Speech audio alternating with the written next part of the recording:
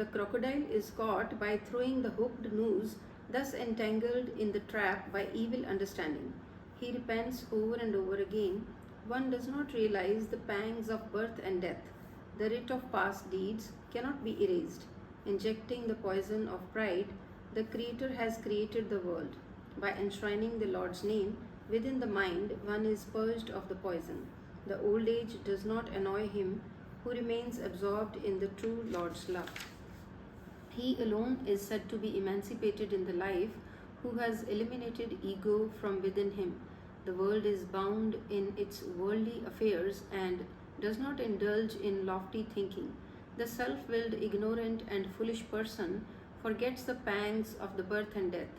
They, whom the Guru saves, are emancipated by contemplating the true word.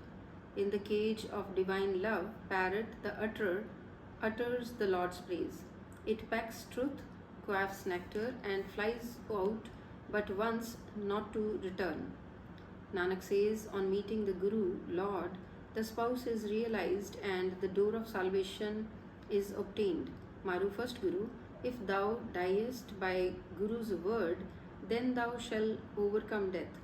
Without slaying death, who it is that thou canst run to, by whose dread the fear flees away, his name is the life-giving nectar.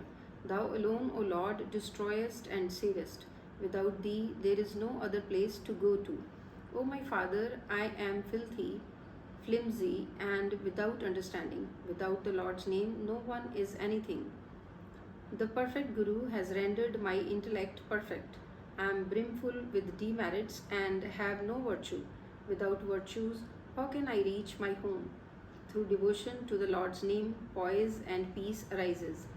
Without good luck, the wealth of the Lord's name is not achieved. They within whose mind the Lord's name does not abide, they are bound down and endure hardship. They who have forgotten the name, why have they come into this world? Here and hereafter they do not obtain peace.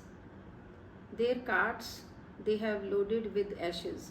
The separated ones do not meet their Lord, but suffer great agony at the death's door. I know not what shall befall me hereafter. O Lord, instruct me, the deluded one. I fall at the feet of him who shows the way to me, the deluded. Without the Guru, there is no other bestower. His worth cannot be expressed. If I see my friend, then I would embrace him. I have sent him the letter of truth. I, his bride, am standing crestfallen in wait for him. It is through the exalted Guru that I can see him with my eyes. My merciful Master, by thine prayer, thou abidest in my mind and blessest me with thy great grace. He who himself is wandering in hunger and thirst, what can he give and what can one ask from him? I can think of no such other who can bless my mind and body with perfection. He who has created me takes care of me and himself blesses me with glory. In the village of the body abides my Master with a childlike ever-fresh body, and he stages wondrous plays. The wise and beauteous true Lord is neither a woman nor a man nor a bird. Whatever pleases him, that alone happens. Thou, O Lord, art the lamp, and thou the incense. Man listens songs, taste relishes, but vain are these revelries which bring maladies to the body. If man loves truth and tell truth, then he escapes from the sorrow of separation from the Lord. Nanak says, forsake not the Lord's name. Whatever he wills, that alone happens. Maru, first Guru, perform thou the true service of the Lord. Worthless is the world's greed.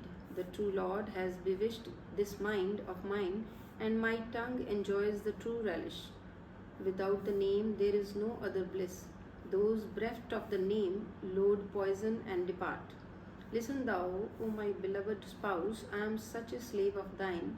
As thou orderest, so do I walk. O my true sweet beloved.